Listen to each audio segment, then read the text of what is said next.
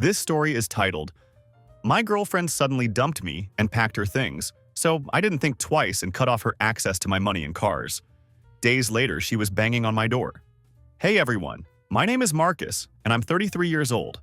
I never thought I'd be sharing this story online, but I figured some of you might learn something from what I've been through. So here it goes. First, let me tell you a bit about my background. I started working as a helper on landscaping crews when I was 20, making decent money but grinding through brutal 75-hour work weeks. I wasn't doing this because I'm some kind of workaholic. I just wanted more than what I came from. My dad walked out on us when I was 5 years old, so it was just me and my mom living in a tiny apartment where the air conditioning worked maybe half the time. I watched her stretch every single dollar until it screamed, doing whatever she could to keep us afloat. By the time I turned 23, I'd learned enough different trades to be genuinely dangerous. I could handle irrigation systems, basic electrical work, hardscaping, and stonework. I saved up enough money to take evening classes in business management, determined to build something better for myself. My buddies Tyler and Connor were in exactly the same boat, skilled with their hands, but completely tired of making other people rich while we struggled to get by. When we hit 25, we decided to pool our savings together. We each put in $15,000, which felt like an absolute fortune back then. That's how we launched our landscaping business. We started with the most basic jobs we could find, installing sprinkler systems, laying sod, building retaining walls. Basically, we took on anything that would pay the bills and keep us moving forward. Our office was literally my garage, furnished with 3 folding tables and a coffee maker that died every 4th time we tried to use it. We lived on a steady diet of pizza and energy drinks, working 14-hour days and hustling like our lives depended on it. Because honestly, they did. There was no safety net waiting for us, no rich parents ready to bail us out if things went wrong. We were just 3 guys with dirt permanently under our fingernails and big dreams that we were determined to make reality. Our first real breakthrough came about 10 months into the business. We managed to underbid a backyard renovation project for a lawyer named Nathan. He was Harvard Law, sharp as hell, but actually pretty cool to work with. He liked the quality of our work, but he was brutally honest with us about our business setup. Your contracts suck, he told us straight up. 1 lawsuit and you guys are completely toast.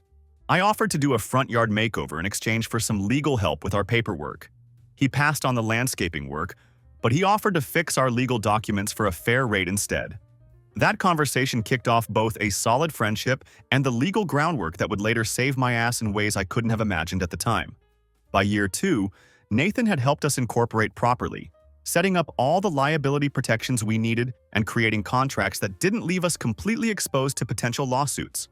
When he recommended us to a mid-sized property developer who needed reliable contractors, things finally started clicking into place for our business. Fast forward 4 years from those humble beginnings in my garage, our 3-man operation had grown into something I could barely recognize. We now had 28 employees on payroll, 2 dedicated project managers, and a real office space in downtown Miami. The business was clearing 7 figures annually, which felt absolutely surreal considering where we'd started. Growing up, I'd watched my mom get taken advantage of by a string of losers who would move into our apartment, live off her hard work, and then disappear the moment she couldn't support their lazy asses anymore. That kind of experience stays with you and shapes how you see the world. It made me incredibly aware of people who try to use others for money, and I swore I'd never let myself become someone's meal ticket. That's where Victoria enters the story. She was 30 years old when I met her at a charity fundraiser about 6 years ago, back when my company was still struggling to establish itself. She was working in PR for a tech startup at the time, and she had this incredible presence about her. All confident energy and perfect hair, smoking hot, tall, fit. Basically the whole package that would make any guy stop and take notice. But what really caught my attention was that she seemed genuinely smart and driven, not just another pretty face looking for someone to take care of her. Victoria had this amazing ability to make everyone around her like her instantly. She was charming, engaging, and seemed to genuinely care about the work she was doing. Within 5 months of meeting, we were living together, and we got married exactly 1 year later. It was a small ceremony with about 70 people. Nothing too fancy, but it felt right at the time. The first few years of our marriage were genuinely good. We both worked our asses off and built what felt like a real life together. I bought a house in my name before we got married, thank God, and I was focused on expanding the business while she was climbing the ladder at her PR firm. We traveled together, had great times with our friends, and it really seemed like we were building something meaningful and lasting. Then my company took off in a big way, and everything started to change. Looking back now, I can pinpoint exactly when things began to shift. It was about 2.5 years ago when we landed a massive $10 million contract that put us in a completely different league. My annual income tripled practically overnight, and that's when I started noticing subtle changes in Victoria's behavior and attitude. At first, the changes were small and easy to dismiss. Victoria started taking longer lunches with her work friends, which seemed innocent enough at the time. Then she began complaining constantly about her boss being toxic and her coworkers being jealous of her success. She'd come home every day with elaborate stories about office politics, always positioning herself as the competent victim who was surrounded by incompetence on all sides. "They're intimidated by me," she'd say, rolling her eyes dramatically. Not everyone can handle a strong woman in the workplace. It was always someone else's fault, never anything she might have contributed to the situation. Soon, she was coming home later and later from work. There was always some bullshit excuse about happy hours for networking purposes, whatever the hell that actually meant. When I'd text to check in on her, her replies would come hours later with the same generic response. "Sorry, didn't see this. Still with clients." The pattern was becoming increasingly obvious, but I was still giving her the benefit of the doubt at that point. The truth was that Victoria was becoming less and less interested in her actual job responsibilities, and more interested in the lifestyle that my dramatically increased income could provide for her. She was starting to see opportunities where there had previously been obligations. Then came what she called her career crisis.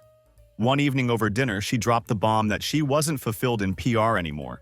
When I suggested that maybe she could take on more responsibility at her current job or look for advancement opportunities, she just rolled her eyes like I was completely missing the point. "You just don't get it," she said with obvious frustration. "I want to do something meaningful with my life, not just collect a paycheck doing work that doesn't matter." I supported her completely, of course. I told her to take whatever time she needed to figure out what she really wanted to do. Maybe she could explore her options while keeping her current job for stability. But that wasn't what Victoria had in mind at all. "I can't focus on my future if I'm stuck in a toxic present," she explained, as if quitting your job without any kind of plan was the most logical thing in the world. That was my first big mistake, not pushing back on that decision. 2 months of what she called soul-searching followed, which in reality looked a lot more like shopping trips and spa days. Then she announced her grand plan for the future. Victoria had decided she wanted to become a personal stylist. She'd always dressed well, and apparently some of her wealthy friends had been asking for her fashion advice. It seemed legitimate enough, and I wanted to support her new venture. I invested heavily in her business idea. I paid $6,500 for her to get certified through some exclusive program that promised to teach her everything she needed to know. I built her a professional website, covered all her startup costs, about $13,000 for initial inventory, business cards, and promotional photo shoots. She seemed genuinely pumped about the whole thing, and I was just happy to see her excited about something again. 5 months into her new career, the excitement had completely disappeared. She started complaining that clients were too demanding and that building a business was much harder than she'd expected. She began taking more and more me days to deal with what she called the stress of entrepreneurship. "You don't understand," she'd say, whenever I suggested maybe keeping a regular schedule or developing some kind of marketing plan. "This isn't landscaping. Creative work doesn't function on rigid schedules like manual labor does." Meanwhile, I was working my ass off growing my landscaping business, dealing with client headaches and managing an expanding team of 28 employees. When I'd come home completely beat from a long day, Victoria would be lounging on the couch scrolling through Instagram, surrounded by shopping bags from high-end stores. "Business expenses," she'd say with an eye roll whenever I asked about charges like the $3,900 hit from Nordstrom that appeared on our credit card statement. "I'm building my brand, not that you'd understand anything about marketing." Our intimate life, which had been awesome during the early years of our marriage, basically disappeared into thin air. We went from being together 3 to 4 times a week to maybe once every 3 weeks. And it was always when she felt like it. It always felt like she was doing me some kind of favor, like I should be grateful for whatever scraps of attention she was willing to throw my way. When I brought up the obvious decline in our physical relationship, she'd snap back with responses like, "God, is that all you ever think about?" Or, "You're literally pressuring me right now." Then she'd storm off dramatically to take a bath for 2 hours, leaving me to wonder what the hell had happened to the woman I married. The pattern was becoming crystal clear to me. Victoria had become an expert at making me feel like I was the problem whenever I questioned anything about her behavior or our relationship. But I didn't fully recognize the manipulation for what it was at the time. Then came Brooke, a 35-year-old woman who became Victoria's new best friend. This twice-divorced woman became a constant presence in our lives, and I knew exactly what Brooke's type was the moment I met her. She wore designer everything, was constantly checking her reflection in any available surface, and had a laugh that somehow managed to sound both completely fake and condescending at the same time. Brooke had absolutely mastered the art of living off divorce settlements. Her Instagram account was like a masterclass in maintaining a high-maintenance lifestyle without any visible means of support. She constantly fed Victoria lines about knowing your worth and how men should provide for their women. Brooke basically had a PhD in gold digging with a minor in alimony collection, and she had appointed herself as Victoria's new life coach. Victoria started spending more and more time with Brooke, going on weekend trips to Atlantic City, wine tours in Sonoma, shopping sprees, all funded by my credit cards, of course. She'd come back from these trips with stories about guys hitting on them at clubs and how they'd gotten free bottles of expensive champagne from some finance guys who were trying to impress them. The cost of these adventures wasn't just financial, though.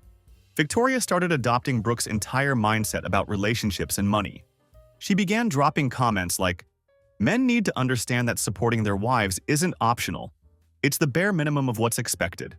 Or my personal favorite, Brooke says a real man never questions his wife's spending because he trusts her judgment completely. I started noticing increasingly sketchy behavior around this time. Victoria would turn her phone away from me when she was texting, like she was hiding something. Her Instagram suddenly became full of gym selfies and workout photos, which was weird because she'd never been particularly into fitness before. She wasn't even trying to hide these changes. It was like she wanted me to notice but didn't care enough to explain what was going on. Then Victoria started mentioning a new client named Blake. He was apparently a personal trainer with an Instagram following who needed styling help for his fitness brand. He had about 45,000 followers, mostly women, and Victoria explained that helping him would be great exposure for her own business. She started spending more and more time working with him, and their sessions always seemed to run late for some reason. She'd come home from these extended styling sessions smelling like cologne that definitely wasn't mine. I'm not stupid, and I don't make accusations without solid proof. But I also wasn't blind to what was happening. Plus, I was busy with work most of the time, so I decided to watch and wait rather than jump to conclusions. My business partner Tyler noticed the change in my demeanor during this period. "Dude, are you okay? You seem really distracted lately," he asked one day, after I messed up some measurements on a blueprint review that should have been routine for me. I brushed off his concern initially, but Tyler wasn't buying my deflection. "Look, my cousin went through something similar a few years back," he said, lowering his voice. "Just protect yourself, okay? Keep records of everything that's happening." Tyler had witnessed his cousin lose half his business to an ex-wife who had contributed absolutely nothing except attitude and entitlement to the relationship. That conversation hit me like a wake-up call. That same night, I started keeping detailed notes of everything I was observing. Dates, times, patterns, expenses. I documented it all. I wasn't doing this because I wanted to be that suspicious, paranoid guy, but because my gut was screaming that something major was going to happen and I needed to be prepared. Yeah, it turns out I wasn't wrong about that feeling. The last 2 months of our marriage were like a textbook example of gaslighting and complete disrespect. Victoria was physically present in our house, but she was mentally checked out of our relationship entirely. She was always on her phone, constantly ignoring me, making plans without saying a single word to me about them. We hadn't had sex in over 8 weeks at that point. There was always some excuse. She was always too tired, too stressed, had too much work to catch up on. One night, I tried to initiate some intimacy, and she literally laughed at me. "Yeah, that's not happening," she said with obvious disdain. "I've got an early client meeting tomorrow morning." Then she proceeded to stay up until 1:30 a.m. binge-watching Netflix series, which kind of undermined her whole early meeting excuse. She started making little digs about my appearance and my friends. "Maybe you should let me style you sometime," she'd say with a condescending tone. "Those jeans are a bit too—" And then she'd just trail off, leaving the insult hanging in the air. She'd roll her eyes dramatically whenever I talked about work or tried to share anything about my day. She'd question my business decisions while simultaneously blowing thousands of dollars on what she called business expenses for her styling venture. "You know," she said one day while I was reviewing contractor bids at our kitchen table, "if you had more business sense, you'd hire people to handle that grunt work for you." Then she added, Blake says successful people delegate everything they can. Blake. Yeah, that guy was becoming a frequent reference point in our conversations. Two specific incidents happened that clearly showed me what was coming down the pipeline. The first occurred about a month ago when I came home early from a job site. Our project had finished ahead of schedule, which was always a nice surprise.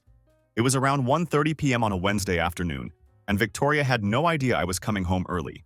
I walked into our house to find Victoria and Brooke drinking champagne in our kitchen, deep in what was obviously a serious conversation. I caught just enough of what Brooke was saying to understand exactly what they were discussing. Just need to secure your exit strategy first, Brooke was explaining in a low voice. Get your finances in order before you make any major moves. My second husband tried to hide assets during our divorce, but my lawyer found everything he'd attempted to conceal. These types always think they're so much smarter than they actually are, she continued with obvious satisfaction. Both women froze completely when they spotted me standing in the doorway. Victoria recovered first, flashing me one of her fake smiles that I'd become all too familiar with. Marcus, you're home early today. How nice.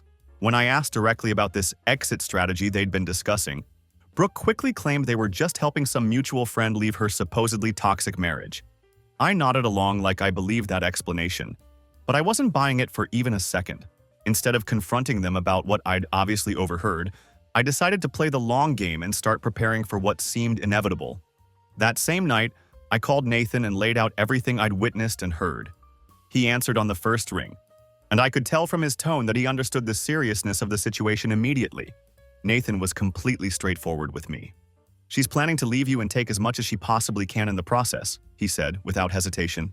We need to get ahead of this situation, but we have to play everything completely by the book to protect you. The next morning, I met Nathan at his office where we could speak freely without any chance of being overheard. He laid out a comprehensive plan for protecting myself legally and financially. The first rule was that everything we did had to be completely legal and ethical. No shortcuts, no questionable tactics. The second rule was that we needed to document what's called constructive abandonment, which means tracking a clear pattern of behavior showing that Victoria was checking out of our marriage emotionally, financially, and physically. It wasn't enough to just wait for her to physically leave. We needed to establish that she'd already abandoned the marriage in every way that mattered. The third critical element was protecting my premarital assets with proper documentation. We needed to clearly establish what I'd brought into the marriage versus what we'd built together. For the next 2 weeks, I executed Nathan's advice while acting completely normal around Victoria. This was probably the hardest part, pretending everything was fine while methodically building a legal case. We documented the business's value with meticulous records, showing how my premarital investments and my 55-hour work weeks had created its growth over the years. Nathan had our accountant prepare a comprehensive valuation report with detailed growth charts dating all the way back to before our marriage. I installed security cameras in the common areas of our house, all completely legal according to Nathan's guidance, and backed up all the footage to a secure cloud account that Victoria couldn't access. I built a detailed spreadsheet tracking her pattern of constructive abandonment, missed events, nights spent away from home, refusals of intimacy, and clear signs that she had mentally checked out of our marriage. Nathan advised me to leave all our finances completely untouched until after we filed the divorce papers.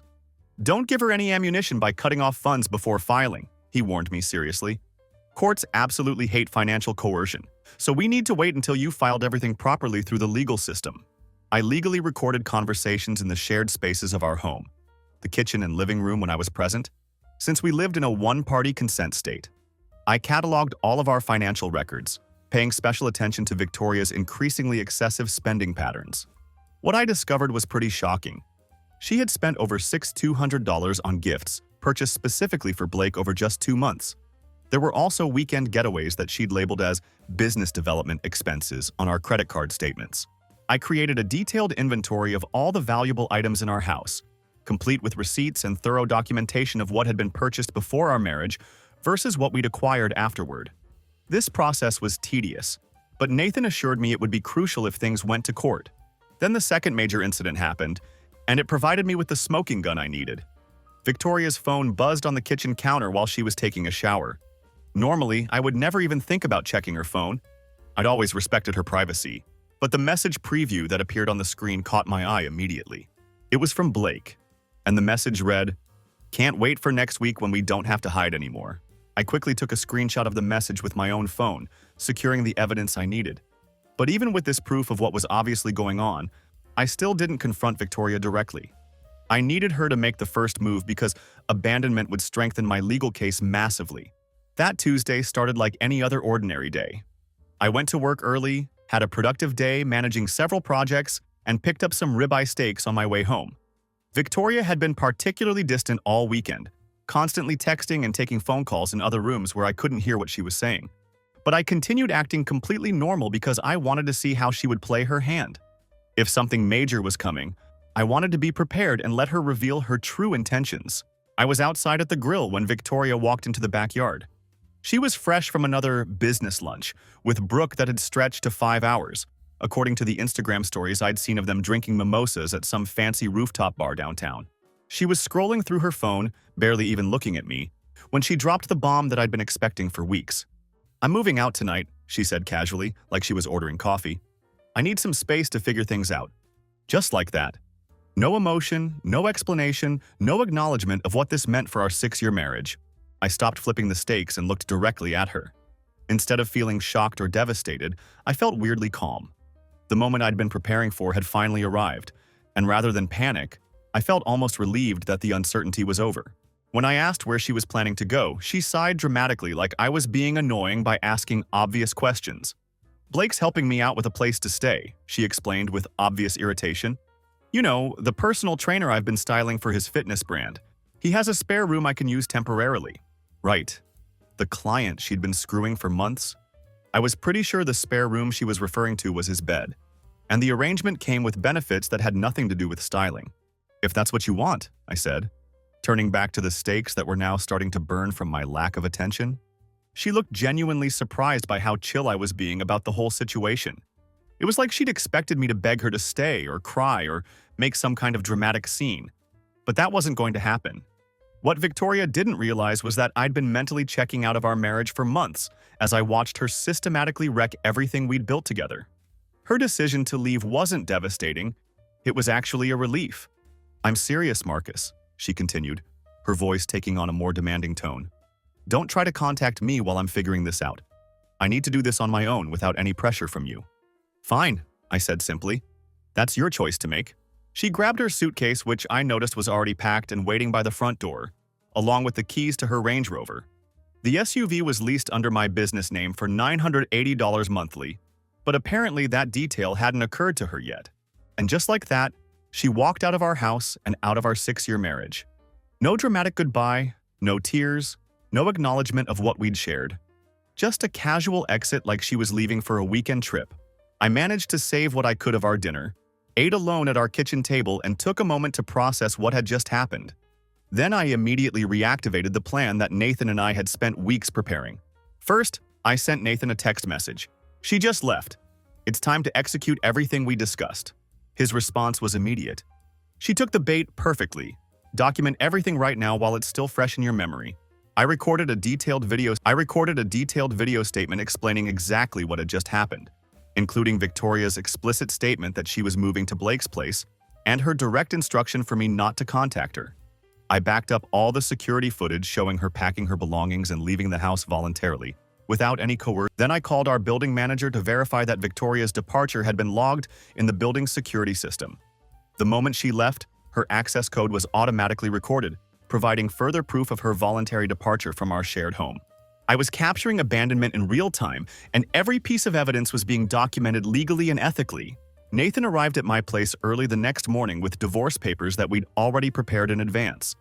We reviewed everything one final time, adding the specific details about Victoria's departure and her current living situation with Blake. We filed the papers that same morning at the courthouse.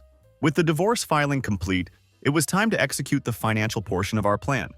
Nathan had advised me to wait until after filing to make any changes, so everything I was about to do was completely legal and appropriate. First up was Victoria's extra American Express Platinum card. This was the card she'd maxed out twice in the past year alone, spending money on designer purchases and expensive networking dinners that seemed to accomplish nothing except draining our accounts. I called the Amex concierge line directly. "I need to cancel a supplementary card immediately," I explained to the representative. The entire process took exactly 4 minutes. Done. Next was her Visa Black Card, which had been getting similar treatment. Same procedure, same result. Click, and it was gone. Then I canceled the automatic monthly transfer of $3,500 from my business account to Victoria's personal checking account. This was the money that had been funding her self-care routine while her styling business barely generated enough revenue to pay for her daily coffee. Financial independence achieved faster than Victoria could say Gucci sale. Our phone plan was registered in my name, so I had complete control over it. I left Victoria's line and her mother's line active. I'd added her mother about 18 months earlier because Victoria had begged me to help with her family's expenses. But I disabled international roaming and premium data features on both lines. Victoria loved posting glamorous photos from first-class airport lounges during her inspiration trips to Paris and Milan with Brooke. These were basically just shopping vacations funded by my credit cards, but that era was officially over. Next, I dealt with the Range Rover lease situation. I called my business accountant and had Victoria removed from the authorized drivers list immediately. I also instructed him to start the process of returning the vehicle to the leasing company, since the lease was entirely in my business name and she was no longer part of my household. I spent the next hour and a half systematically locking down every shared account and service. I changed all the passwords for Netflix, Hulu, Amazon Prime, all the streaming services that Victoria used daily. I updated the access codes for our home security system and moved money from our joint checking account to my private business account. I called my wealth manager to secure all the investment accounts and make sure Victoria couldn't access anything that would jeopardize my financial stability. She had wanted space and independence, and I was about to give her the complete package, basically sending her straight to Mars financially speaking. Nathan and I had also prepared a comprehensive evidence packet over the previous weeks. This included security footage showing Victoria coming home at 1:30 a.m. from what she claimed were styling sessions, documented patterns of constructive abandonment over several months, and detailed financial records showing her systematic misuse of marital funds for personal expenses that had nothing to do with legitimate business costs. Everything was organized, duplicated, and stored both physically and digitally in multiple secure locations. When Nathan asked me how long we should wait before having Victoria served with the divorce papers, I told him to hold off until she realized that her credit cards had stopped working and came asking for money. I knew that moment would arrive sooner rather than later. That afternoon, I called a team meeting at our company office. I didn't share any personal details about what was happening in my marriage, but I did let my business partners Tyler and Connor know that I was going through a divorce and might need some flexibility in the coming weeks to handle legal matters. My partners immediately offered their complete support. "Whatever you need, man," Tyler said without hesitation. "We've got everything covered here while you deal with this situation." Connor, who was always the practical one in our group, added his own perspective. "Just make sure the business stays protected through all this. We've all got families depending on this company's success." I assured both of them that everything was locked down tight legally and that the business wouldn't be affected by my personal situation. Nathan had made sure our corporate structure was bulletproof. That night, I slept better than I had in months. It was like someone had removed a weight from my chest that I hadn't even realized was crushing me. The uncertainty and constant tension were finally over. 2 days of blessed silence followed Victoria's departure. During this time, I met with our corporate attorney to update my will and other important documents. I had the locks changed on the house, something I probably should have done immediately. I also spent time boxing up Victoria's remaining belongings neatly, organizing everything so she could collect it efficiently when the time came. I cleared out our bathroom of her extensive collection of beauty products. I'm talking about seriously like 90+ bottles and jars of expensive creams, serums, and treatments that probably cost more than most people's monthly rent. Finally, I had the chance to watch those Christopher Nolan movies that Victoria had always refused to sit through with me, claiming they were too confusing and pretentious. Turns out Inception actually makes a lot more sense than Victoria's concept of loyalty ever did. During those peaceful days, I focused entirely on myself for the first time in years. I hit the gym every morning before work, something I'd stopped doing when Victoria started demanding more of my attention for her various crises. I started meal prepping instead of constantly ordering expensive takeout to accommodate Victoria's unpredictable schedule. I called my mom for the first time in weeks, and we had a long conversation without Victoria interrupting every few minutes to make it about herself or her problems. My project manager Lisa noticed the change in my demeanor almost immediately. "Boss, whatever you're doing, keep it up," she said during a site visit. You look relaxed and focused in a way I haven't seen in months." Then Friday night rolled around, and the peaceful silence came to an abrupt end. I was just finishing up a phone call with a client about their pool deck installation project when someone started pounding aggressively on my front door around 10:15 p.m. I checked the security camera to see Victoria standing outside looking completely disheveled. Her hair was in a messy ponytail, and she looked frantic. Notably, the Range Rover was nowhere in sight, which told me everything I needed to know about how her evening had gone. It seemed like karma had arrived faster than an Amazon Prime delivery. I opened the door but stayed positioned in the doorway, blocking any attempt she might make to enter the house. The process server that Nathan had arranged to be on standby was sitting in a car down the street, waiting for my text signal. "My card was declined," Victoria blurted out, completely skipping any form of greeting or acknowledgement of our current situation. The American Express, at dinner with Blake and some potential clients. It was absolutely humiliating for me. When I calmly explained that I'd canceled the Amex along with the Visa and the monthly transfers to her account, she stared at me like I'd completely lost my mind. Her voice got progressively louder with each word she spoke. "Why the hell would you do that?" she demanded. "You can't just cut me off financially like this. That's my money too, we're married." I explained to her simply that she had moved out of our house, explicitly told me not to contact her, and was no longer part of my household. Therefore, she no longer had access to household expenses or my business accounts. It seemed like basic logic to me. That's when Victoria started the fake crying routine. "You can't just cut me off like this," she said with crocodile tears starting to form. "We're still legally married, which means half of everything is mine. My attorney is going to completely destroy you in court." I sent a quick text to the process server. "She's here, come now." When I casually mentioned that I'd already filed for divorce, her facial expression went from angry to genuinely shocked in about 2 seconds. "You what? You can't just do that without talking to me first." She immediately tried to backpedal, claiming that she had just needed some space to figure things out and denying that she'd actually wanted to end our marriage. But I cut her off before she could continue with that obvious lie. I took out my phone and played one of the legally recorded conversations from our kitchen, where she had clearly told me she was moving to Blake's place and instructed me not to contact her. Then I showed her the documented timeline of her systematic abandonment of our marriage over the previous months. "Everything has been documented legally and ethically," I told her calmly. "This isn't a surprise, Victoria. This is the natural consequence of the choices you've been making." Before she could respond with more lies or manipulation, the process server arrived right on schedule and handed her the official divorce papers.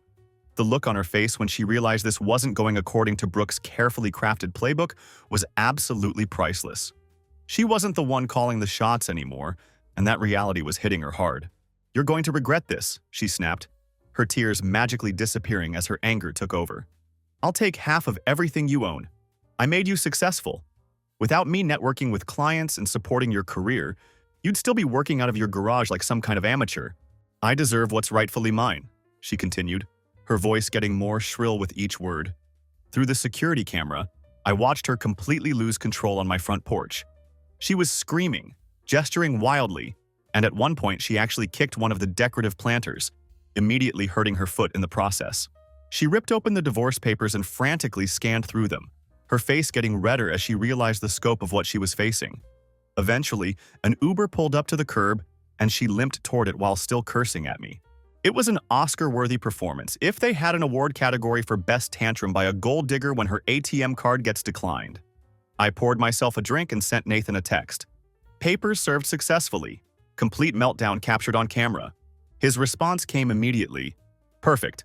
Now we wait for the counterattack because it's definitely coming." He wasn't wrong about that prediction. The next week brought what I can only describe as a full circus of desperate attempts to manipulate the situation. First came the relentless phone calls to my office. My project manager, Lisa, had to field 7 separate calls on Tuesday alone from Victoria, who was demanding to speak to me about what she claimed was an urgent financial matter. Later in the day, she switched tactics and started claiming there was a family emergency that required my immediate attention. "Boss, your wife keeps calling," Lisa said, looking genuinely uncomfortable with the situation. She said something about her mother being in the hospital, but when I offered to take a detailed message so you could call back, she just hung up on me. I thanked Lisa for handling the situation professionally and told her to block Victoria's number from our office line entirely. "She's not my wife anymore, and I can guarantee you that her mother is perfectly fine," I explained. Then the flying monkeys started showing up. mutual friends who had obviously been recruited to guilt trip me into changing my mind. They began texting me with manipulative lines like, "Victoria's really in a bad place right now." And that was a pretty cold move, filing for divorce so quickly without trying to work things out. I gave them all the same brief response. Victoria had chosen to leave our marriage to live with another man, and I was simply respecting her decision. Most of them backed off after that explanation, but it was clear our friend group was going to split almost immediately. The real friends, like my buddy Ryan, who'd known me since high school, stayed completely loyal. "Dude, I always got weird vibes from Victoria," he admitted during lunch one day. "She was too perfect, you know? Like she was constantly playing a role instead of just being herself." Other people took Victoria's side, including couples we'd vacationed with and considered close friends. One guy named Trevor actually had the nerve to lecture me about the importance of working on the marriage and not giving up so easily. This was particularly ironic coming from someone who had cheated on his girlfriend at least twice that I knew of. Then came Victoria's social media campaign, which was both pathetic and transparent. She updated her Instagram bio to read "Healing from Trauma" and started posting inspirational quotes about financial abuse and controlling men. Real subtle messaging there. Nothing says, "I'm healing and moving forward," like trashing your ex-husband online while you're literally shacking up with your personal trainer. She even had the absolute audacity to start a GoFundMe campaign titled "Escaping Financial Abuse," with a fundraising goal of $45,000. The campaign managed to raise a whopping $189 before it was taken down, thanks to a cease and desist letter that Nathan sent along with documented evidence of Victoria's voluntary departure and her actual spending habits during our marriage. The boss-level manipulation arrived in the form of Brooke, Victoria's best friend and self-appointed divorce coach. Wednesday night, she called from a blocked number, and I could hear her screeching before I even finished saying hello. "What the actual hell do you think you're doing?" she screamed. "Filing for divorce without even talking to Victoria about your problems? Cutting her off financially like some kind of monster? She built that business with you, and now you're just throwing her away like garbage. No one likes a guy who can't take care of his wife properly," she continued. "You're going to be completely blacklisted in this town when people find out how you've treated her." I set her straight immediately. Victoria had walked out by her own choice, explicitly told me not to contact her, and definitely hadn't built anything with me. She had spent her time dressing rich housewives while I built a landscaping business through 55-hour work weeks and smart business decisions. Our conversation went downhill quickly as Brooke started threatening me with Victoria's fancy divorce attorney Bradley, who was apparently going to take me for everything I owned. When I mentioned my own legal team and brought up Victoria's obvious affair with Blake, there was a telling pause on the other end of the line. Interestingly, it seemed like Brooke hadn't been fully informed about Blake's role in Victoria's exit strategy. "Blake is just helping her through a difficult time," Brooke recovered quickly. "He's being a gentleman, which is apparently more than I can say for you." When Brooke switched tactics and started demanding that I return Victoria's belongings, I told her that everything had been carefully boxed up and organized. Victoria could schedule a time to collect her things, but it would need to be with a witness present and a complete inventory list for legal protection. "She tried to come by yesterday to get some essential items, but you've changed the locks like some kind of paranoid control freak," Brooke complained. "She needs her things. She had to borrow Blake's sweatshirt for her client meeting yesterday because she can't access her own clothes." Gotcha. That was an interesting detail she'd just revealed. The security cameras had indeed captured Victoria trying to use her old key in both the front and back doors the previous day. I reminded Brooke that attempting to break into my premarital property constituted trespassing, and I had everything documented on video. The level of entitlement was absolutely unreal. They actually believed that Victoria could walk out on our marriage, move in with another man, but somehow still keep all the financial perks and access that came with being my wife. It was the classic "have your cake and eat it too" mentality that I'd seen ruin too many of my friends over the years. Brooke had basically written the Gold Digger Handbook, but I'd already read the Cliff Notes and wasn't falling for any of her tactics. Not this time. A few days later, Victoria tried a completely different angle that showed just how desperate she was becoming.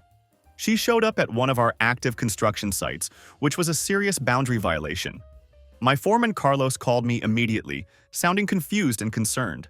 "Boss, your wife is here asking detailed questions about the project budget and talking directly to our clients," he reported. "Should I have security escort her off the property?" I told Carlos to keep Victoria away from the clients, but not to create a scene that might reflect poorly on our business. Just tell her firmly that she needs to leave immediately, or you'll be forced to call the police for trespassing, I instructed. When I arrived at the site about 25 minutes later, Victoria was sitting in her friend's car across the street, obviously watching our operations and trying to gather information she could potentially use against me. I ignored her completely and went straight to work, focusing on the project at hand. After about an hour of this pathetic surveillance, they finally drove away. That evening, I received a text message from a phone number I didn't recognize. "You think you're so smart, but you better watch your back. I know people who can make your life very difficult." I immediately forwarded the threatening message to Nathan, who added it to our ever-growing documentation file. "She's making threats now," he observed. "That means she's getting desperate, which is actually good for our case." The next morning, I discovered that someone had posted multiple negative reviews of my business on Google, Yelp, and Facebook. All of the reviews came from newly created accounts with no posting history, which made their origin pretty obvious.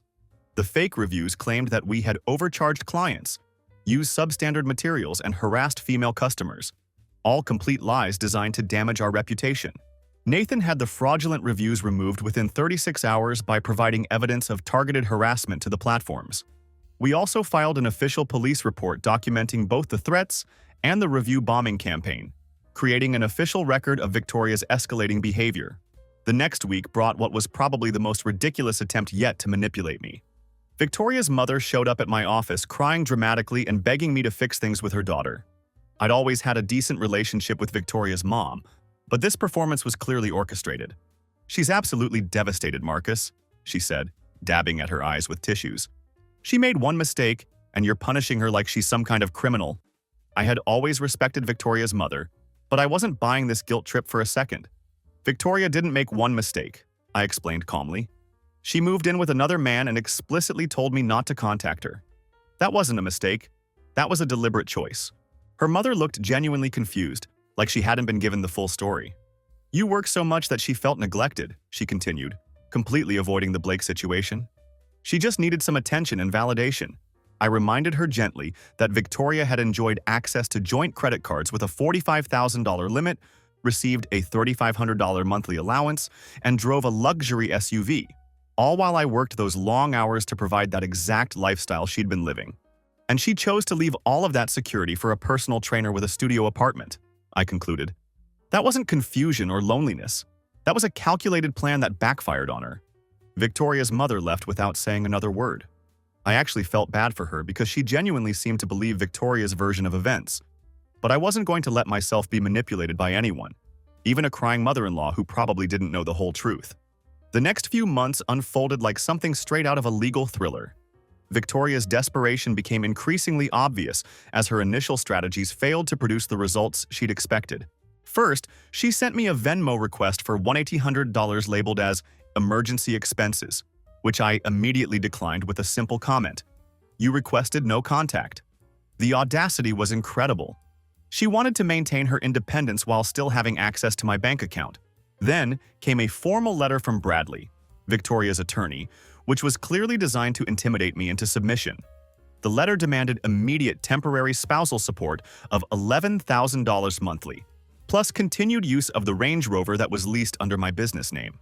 It completely denied all claims of infidelity, and instead painted a picture of me as an emotionally neglectful and controlling husband who had driven Victoria away through my behavior.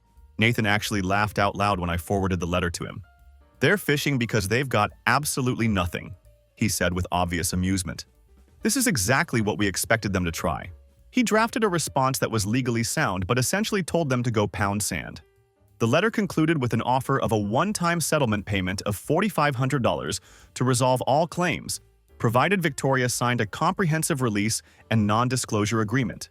Bradley's next letter had a dramatically different tone. Now they were supposedly open to negotiating a reasonable settlement and hoping to resolve everything amicably. It's funny how quickly "I'll destroy you in court" transforms into "let's be reasonable about this" when you're faced with actual evidence instead of empty threats. Meanwhile, I was actively rebuilding my life in ways that felt incredibly liberating. I started hitting the gym 5 days a week, something I'd stopped doing when Victoria began demanding more of my time and attention for her various manufactured crises.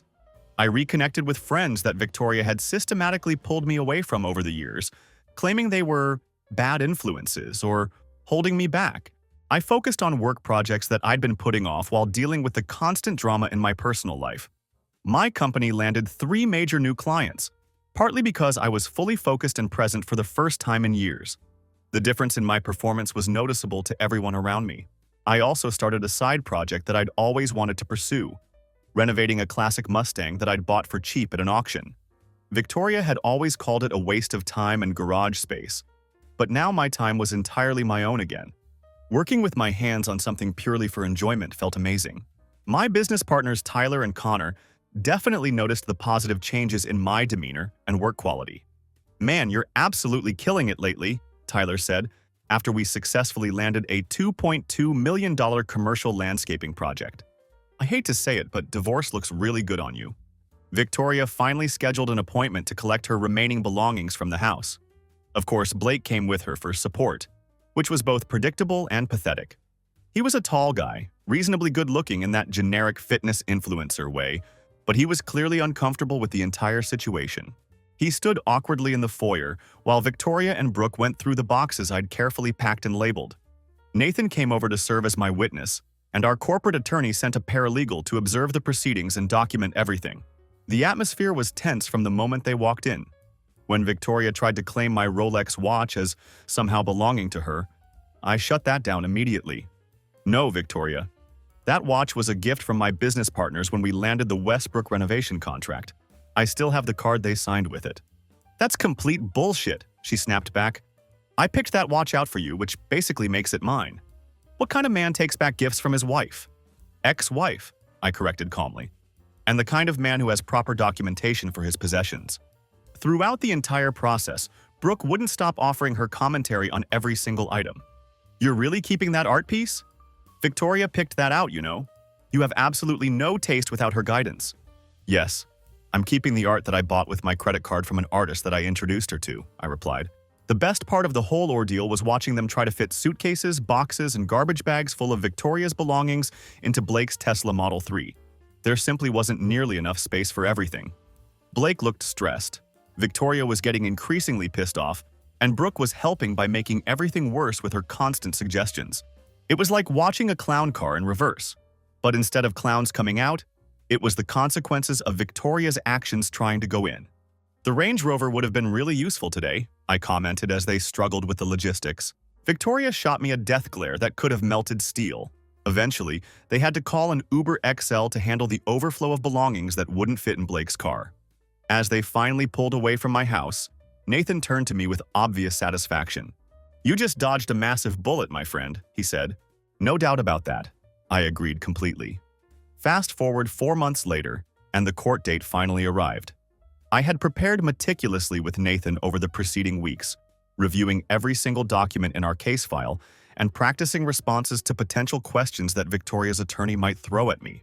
Victoria showed up to court dressed in a conservative outfit, clearly trying to project the image of a victimized housewife. It was quite the dramatic change from her usual Instagram-worthy style. Apparently, her legal team had coached her on courtroom appearances. Her attorney Bradley opened the proceedings with theatrical claims about my supposed financial control and emotional abuse. He painted a picture of Victoria as a woman who had sacrificed her promising career to support my business ambitions and demanded half the business value, the house, and ongoing spousal support payments. Then, Nathan presented our case, and it was absolutely methodical, thoroughly documented, and completely devastating to their narrative. He showed the judge Victoria's own social media posts from the exact days when she claimed to be working tirelessly to build my business. There were photos of her poolside in Miami with Brooke, captioned "Executive Time" and "Living My Best Life." Nathan presented the business formation documents that clearly showed the company had been created 2 full years before Victoria and I even met.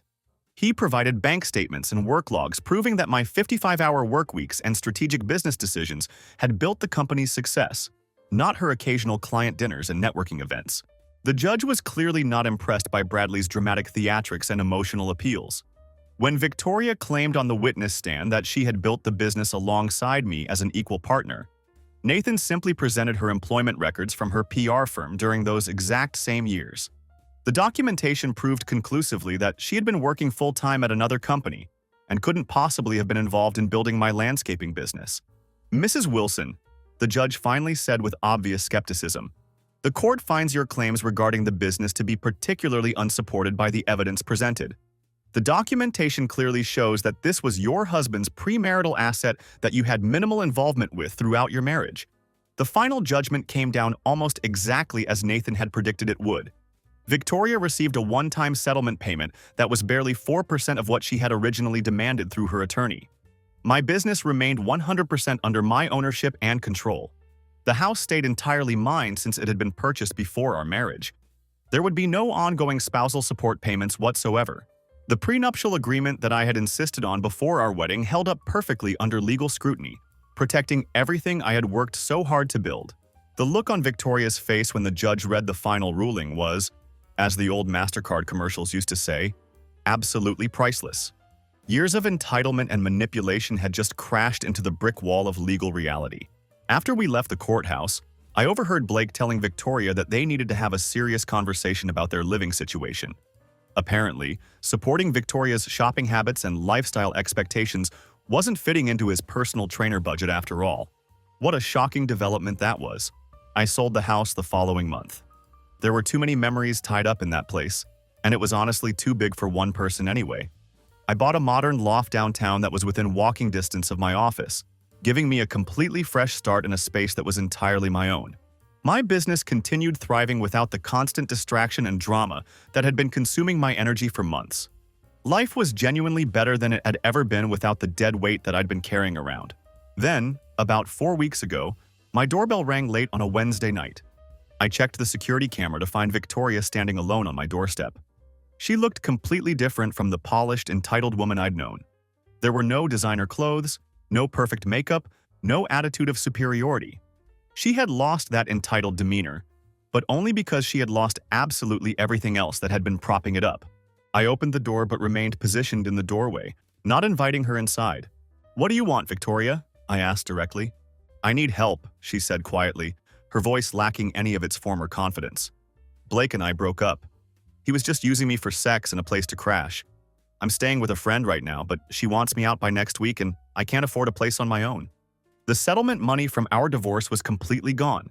She had blown through everything in just 5 months on bad investments that Brooke had recommended, plus continued shopping sprees and desperate attempts to maintain the lifestyle she'd become accustomed to during our marriage.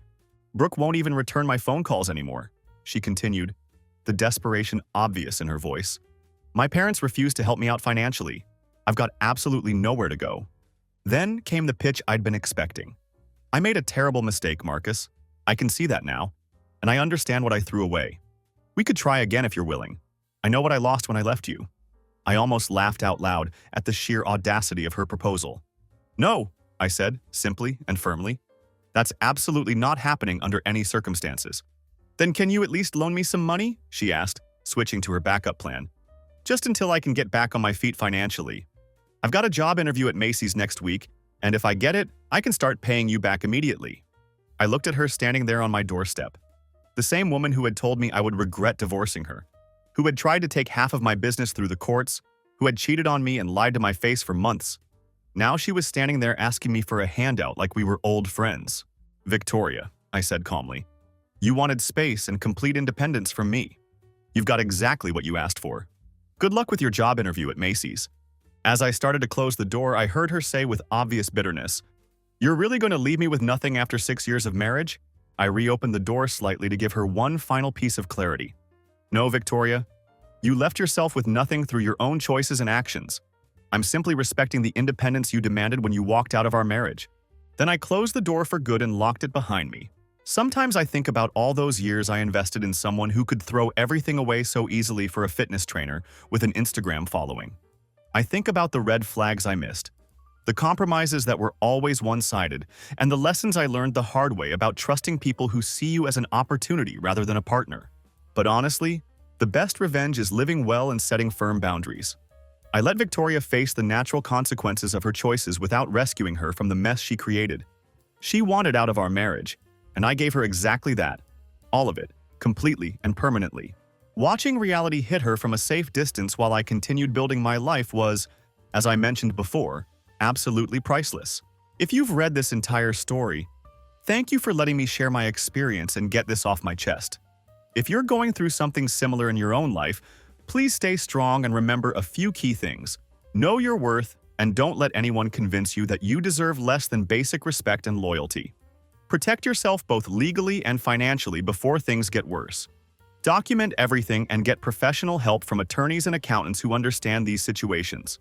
Don't let fake tears or manufactured emergencies cloud your judgment when someone has shown you their true character through their actions.